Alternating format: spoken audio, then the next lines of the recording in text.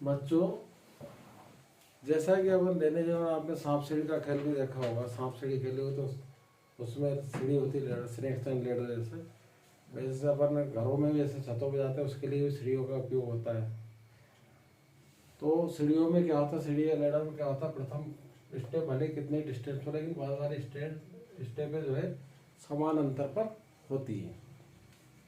यहाँ पे एक सीढ़ी मैंने बनाई है। इस सीढ़ी में पहले स्टेप 5 इंच पे लगी, बाद वाले स्टेप 12 इंच पे लगी, उसके बाद वाले 19 इंच पे, फिर 26 इंच पे, फिर 22 इंच पे, फिर 40 इंच पे, फिर 47, फिर 54। इस तरह से सीढ़ियाँ लगी हुई हैं स्टेप्स इसमें।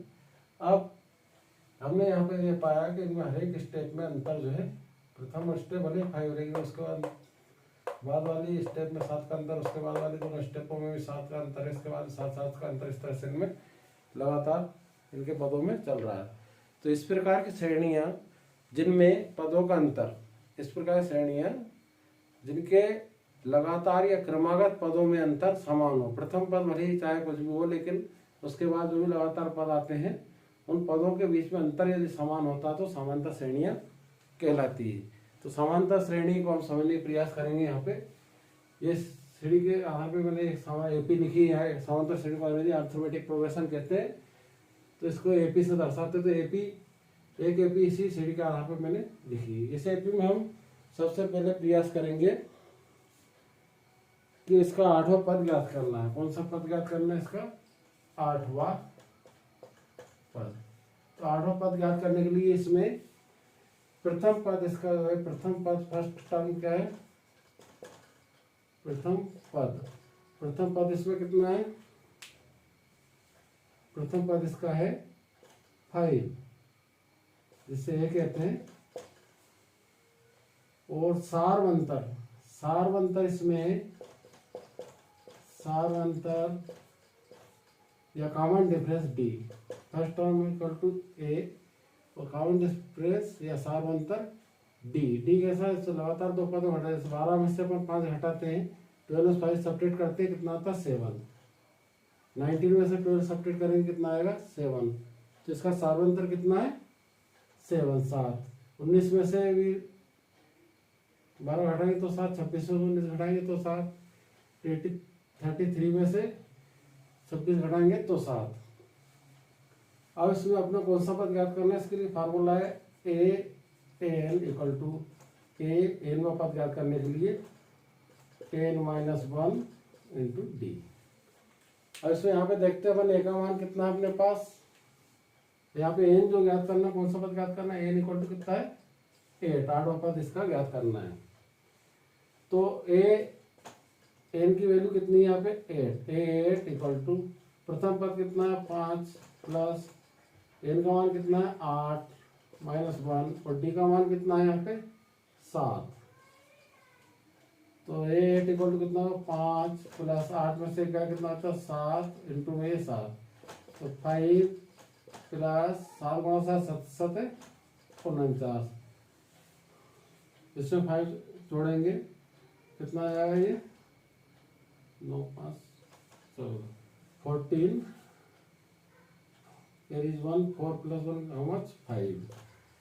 तो इस प्रकार से अपना 8वां पद जो है इसका 54 आया, यानी 8 इक्वल टू कितना आएगा? तो इस प्रकार से हम कोई सा ही पद ज्ञात कर सकते हैं, 8वां 10वां 15वां n का मान रखकर। इस श्रेणी का 100वां 1000वां जो भी पद ज्ञात करना हो तो उसको n की जगह रख दो, तो श्रेणी का ज्ञात कर सकते हैं। और इसको आप स्क्रीनशॉट ले सकते हैं। तो इसके बाद इसका दूसरा क्वेश्चन शुरू करेंगे, हम सीखने का प्रयास करेंगे।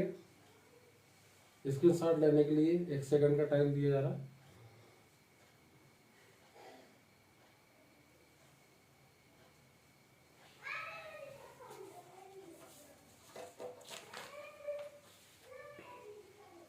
अब इसमें यदि एक दूसरा प्रश्न अपन बनाते हैं इसी का, इस श्रेणी का या इस एपी का कौन से पद का मान 61 है?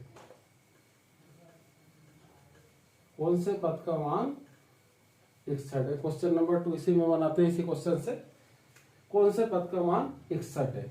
तो यहाँ पे देखो ए तो इस श्रेणी का कितना, इसको सॉल्व करने का प्रयास करते हैं। प्रथम पद ए कितना है, यहाँ पे प्रथम पद ए इक्वल टू 5। कॉमन डिफरेंस या सार्वंतर यहाँ पे कितना है, जैसे 12 में से 5 सब्ट्रैक्ट करेंगे कितना आएगा 7। जैसे 19 में से 12 या लगातार पदों, कोई से लगातार दो पदों में क्रमागत पदों में अंतर कितना 7 का, इसमें देख सकते हो हर एक पदों में क्रमागत पदों में 7 का कॉमन डिफरेंस है।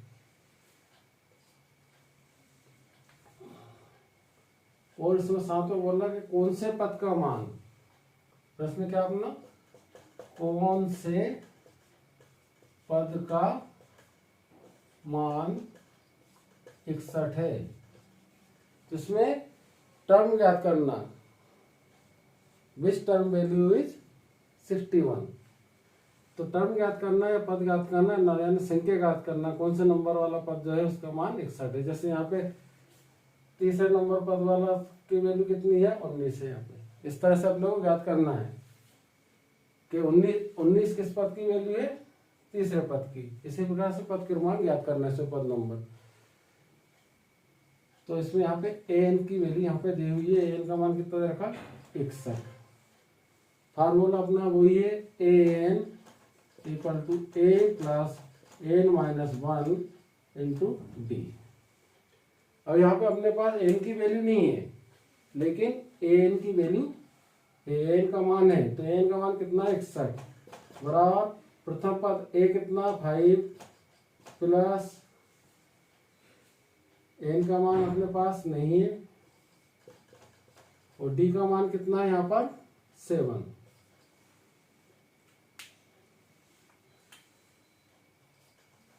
तो इसमें क्या कहते हैं 61 प्लस के 5 को पक्षांतर करके इधर लाएंगे तो -5 हो जाएगा, साइन चेंज होता है, इधर से उधर ले जाने पर संख्या को बराबर के इस तरह से उस साइड ले जाते हैं तो पक्षांतर कहते हैं इसे। इधर कितना बच रहा है यहाँ पे n माइनस 1 इंटू 7। 61 में से 5 घटाएंगे कितना आएगा,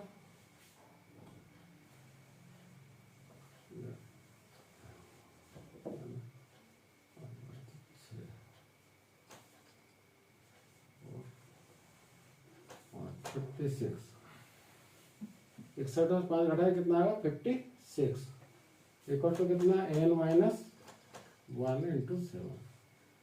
अब यहाँ पे अपने पास 56 तो पहले से है, और 7 का पक्षांतर करेंगे तो बटे में जाएगा अपॉन 7 बराबर n माइनस 1। 7 1 7 7 8 56। तो यहाँ पे अपन देखते हैं इसका, यहाँ कितना बचा अपने पास 8 इक्वल टू कितना n माइनस 1। इसको अपन आगे हल करते हैं, 8 1 को इस साइड लाएंगे तो प्लस का 1 हो जाएगा इक्वल टू क्या बचेगा अपने पास n, यानी n का मान कितना आ गया अपने पास, n का मान अपने पास आ गया 8 और 1 9, यानी इस श्रेणी के 9वें पद का मान 61 होगा। चाहे तो इसे यहाँ पे सीढ़ी से चेक भी कर सकते हैं, 1 2 3 4 5 6 7 8वां पद 54 है, 9वां पद 61 कैसे हो, 54 में अपन 7 यदि जोड़ते हैं तो 9वां पद 61 हो जाएगा। और इसको उतारने के लिए 2 सेकंड दिए जाते हैं, स्क्रीनशॉट ले सकते हैं।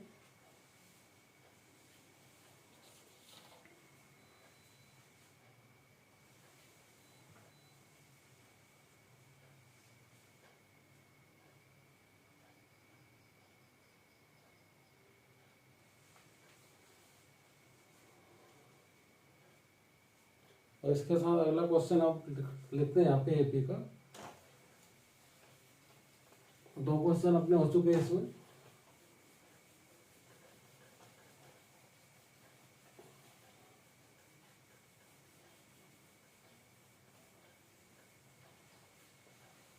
अगला प्रश्न है, किसी एपी का तीसरा पद 19, अपने पास क्वेश्चन है अगला, किसी एपी या समांतर श्रेणी का तीसरा पद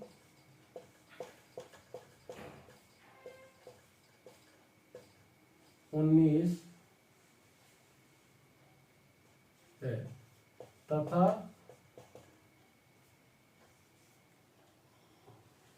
तथा 19 है तथा आठवां पद आठवां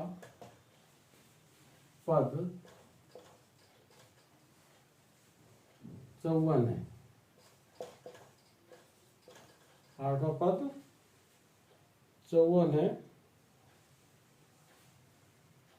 तो AP का 11वां पद ज्ञात कीजिए। अब यहाँ पे ना अपने पास A है, ना N है, ना D है, लेकिन यहाँ पे दे रखा सवाल में दिया है A3 कितना दे रखा, तीसरा पद का मान 19 और साथ में क्या दे रखा A8 का मान कितना है 54। इसके द्वारा अपन A और D ज्ञात करने का प्रयास करेंगे। तो A3 फार्मूला अपना वो है AN = A plus N minus 1D, formula वही है। अब यहाँ पे A3 का मान ज्ञात करना, हम लोग किसका मान ज्ञात करना, A3 = कितना, यहाँ पे A है, N का मान कितना है यहाँ पे 3 माइनस 1 और D का मान अपने पास नहीं है। अब यहाँ पे A3 का मान रखते हैं, यहाँ पे A3 का वैल्यू कितनी है यहाँ पे 19 = A प्लस 3 में से एक आया कितना 2D। इसको इक्वेशन में लिखते समय उस समय अरेंज करके लिख देंगे, नंबर 1 होगा ये। इसके बाद अपन करते हैं इसी फार्मूले में A8 के लिए याद करते हैं A8 = कितना A8 = A plus N minus N कितना है यहाँ पे 8 माइनस 1 इंटू D। अब A8 की वैल्यू कितनी है यहाँ पे अपने पास 54 = A प्लस 8 में से 1 सब्ट्रैक्ट कर दें, कितना बचेगा 7D। ये नंबर इक्वेशन अपना 2 हो जाएगा। अब इसे व्यवस्थित करके दोनों समीकरण एक साथ लिखेंगे और विलोपन विधि से या किसी विधि से अपन दो चरी रैखिक समीकरण की कोई सी विधि हो, चाहे विलोपन विधि हो, प्रतिस्थापन विधि हो, सूत्र विधि, वज्रगुणन विधि हो या सूत्र विधि हो, जिस जो या ग्राफी विधि हो, जिससे अपन हल करना चाहे कर सकते हैं। यहाँ पे हम विलोपन विधि से हल करेंगे। तो समीकरण नंबर 1 क्या था अपने पास A प्लस 2D = 19 और दूसरा कितना अपना इक्वेशन A प्लस 7D = 54। ये सही है। अब विलोपन से हल करने के लिए किसी एक संख्या को हमको हटाना पड़ता है, विलोपित करना पड़ता है। तो यह एलिमिनेशन मेथड होता है, एलिमिनेट करना पड़ता है। तो इसमें ये एलिमिनेट तो हो रहा है सब, लेकिन ये यहाँ पे दोनों यदि जोड़ देंगे तो दोनों 2A हो जाते, एलिमिनेट नहीं हो पाएगा। इसलिए इसको प्लस की नीचे वाले समीकरण के साइन में अपन चेंज करेंगे। ये प्लस का A है तो माइनस का A हो जाएगा। ये प्लस का 7 है, 7D है तो ये माइनस का हो जाएगा। ये प्लस का 54 है तो माइनस का हो जाएगा। साइज नीचे वाले इक्वेशन के समीकरण 2 के पूरे चिन्ह बदलेंगे। यहाँ पे A से A कैंसिल हो जाएगा तो अपने पास बचता है कितना, यहाँ पर 7 माइनस का 7D प्लस का 2D है। तो एक प्लस और एक माइनस होता है तो उसमें सब्ट्रैक्ट होता है, एक प्लस की संख्या होती है, एक माइनस संख्या। तो इसमें 7 में से 2 माइनस करें कितना बचेगा 5D बचेगा। अब यहाँ पे लेकिन यहाँ पे बड़ी संख्या 7D है, इसमें माइनस है, इसलिए यहाँ पे माइनस का निशान है। यहाँ पे भी बड़ी संख्या माइनस की है तो माइनस का निशान आएगा। 54 में से 19 सब्ट्रैक्ट करेंगे, 14 में से 9 गया तो 5 और 4 में से 1 गया तो 3। एक बार डबल से चेक कर लेंगे इसे। 14 में से 9 सब्ट्रैक्ट हुआ कितना है 5, और 4 में से 1 सब्ट्रैक्ट हुआ 3, लेकिन माइनस साइन है कि माइनस वाली संख्या बड़ी है। यहाँ पे माइनस से माइनस हम कैंसिल कर सकते हैं दोनों साइड। अब डी का मान कितना आएगा यहाँ पे, डी इक्वल टू अपने पास आ गया 35/5। 5 जो इधर गुणा कर रहा है उधर जाके भाग करेगा। 5 एवं 5, 5 सत्ते 35। तो डी इक्वल टू यहाँ पे कितना आ गया अपने पास 7। अब डी का मान समीकरण 1 में रखने पर, डी का मान समीकरण 1 में रखने पर किसी भी संकट रास्ता 1 में 2 में एलिमिनेट मेथड में इतनी दिक्कत नहीं आती, ब्लॉकर में किसी भी इसमें सीरियल नहीं चलता, सब्स्टिट्यूशन में चलता है क्रमांक इक्वेशन का।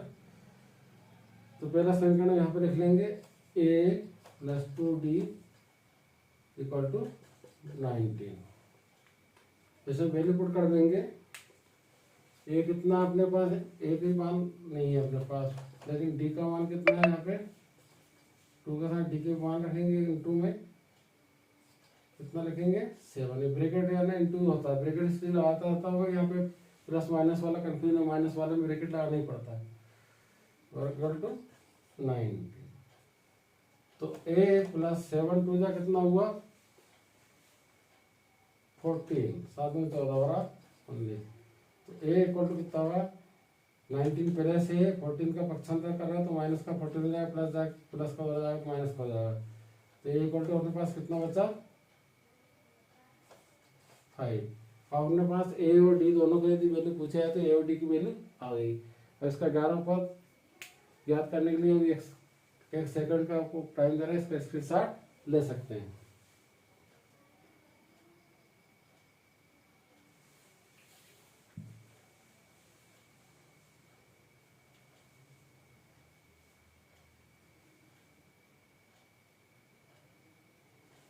सभी ने स्क्रीनशॉट ले लिया होगा। इस सवाल का आगे का हिस्सा हल करेंगे हम।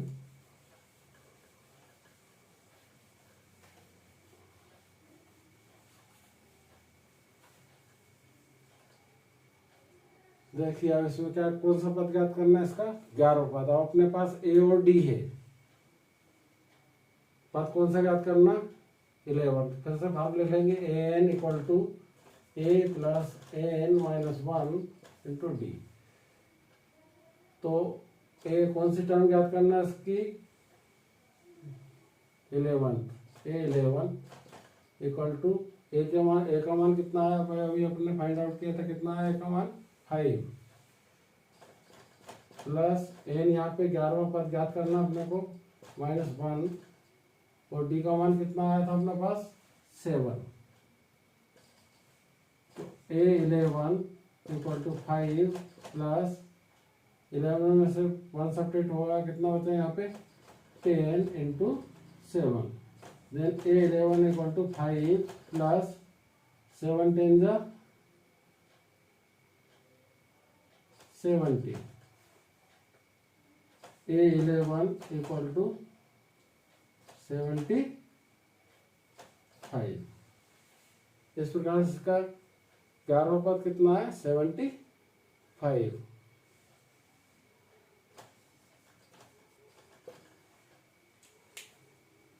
इसको नोट डाउन कर सकते हैं, स्क्रीनशॉट ले सकते हैं।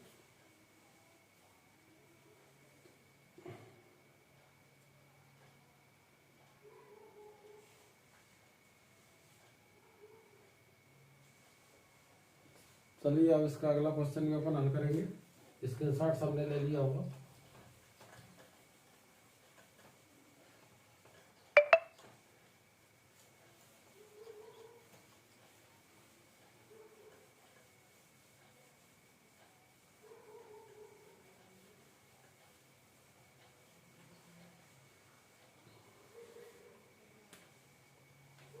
पहला क्वेश्चन अपने पास है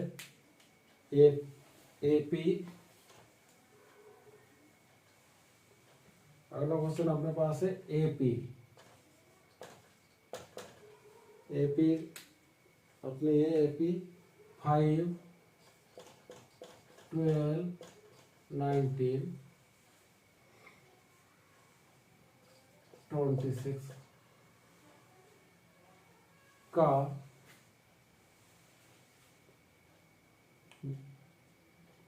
के प्रथम 20 पदों का योग ज्ञात कीजिए। 20 पदों का योग ज्ञात कीजिए। इसके प्रथम 20 पदों का योग ज्ञात करना दी गई एपी का। तो यहाँ पे देखते हैं प्रथम पद इसका या फर्स्ट टर्म क्या है। प्रथम पद इसका क्या है, प्रथम पद या first term a equal to कितना, यहाँ पे कितना दिखाई दे रहा है 5। कॉमन डिफरेंस या सार्वंतर, सार्वंतर कितना है यहाँ पे डी। कॉमन डिफरेंस 12 में से 5 सब्ट्रैक्ट करेंगे कितना आएगा 7। 19 में से 12 सब्ट्रैक्ट यानी कंजुगेटिव टर्म में का डिफरेंस, कॉमन डिफरेंस इक्वल आना चाहिए। सभी इक्वल है यहाँ पे 7 7 ही। जब एपी दे रखा तो उसे चेक करने की आवश्यकता नहीं है। यहाँ एपी चेक करने का कहा जाता है, वहाँ पे चेक किया जाता है सब 7 7 आ रहा नहीं आ रहा, अंतर एक बराबर आ रहा नहीं आ रहा। इसमें क्या करना, आप लोग को 20 पदों योगफल ज्ञात करना है। कितने पदों का 20 पदों। तो योगफल का फार्मूला लिखेंगे सबसे पहले यहाँ पे S n equal to n by 2 bracket में 2a plus n minus 1 into d. और इसमें अपन मान रखेंगे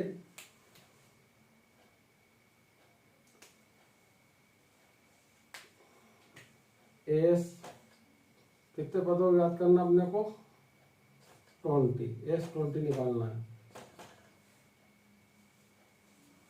एन का मान कितना है 20 या 20/2। 2 ए का मान कितना अपने पास यहाँ पे 2 इंटू ए का मान कितना दिया यहाँ पे 5 प्लस एन का मान कितना है 20 माइनस 1 और डी का मान कितना अपने पास 7।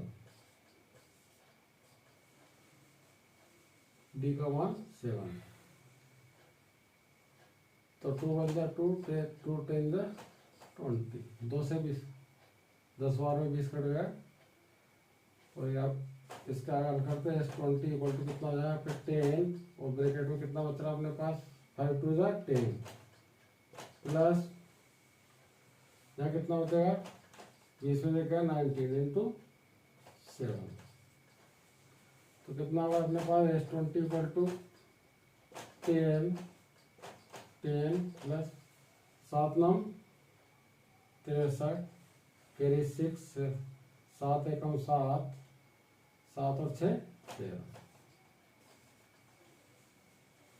तो S20 इक्वल टू अपने पास होगा यहाँ पे 10 इंटू इन दोनों सम कर देंगे 133 में 10 ऐड करेंगे तो 0 3 का 3 1 3 4 1 का 1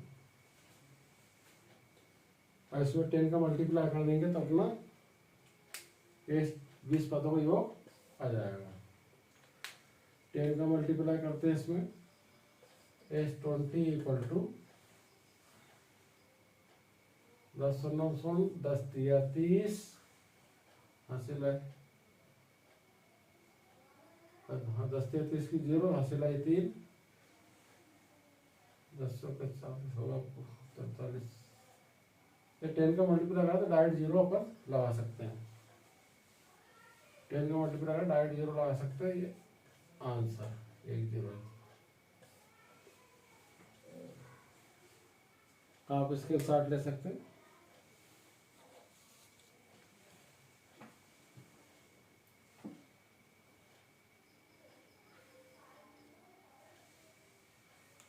आपने ध्यान से एपी का अध्ययन किया, इसके लिए बहुत बहुत धन्यवाद।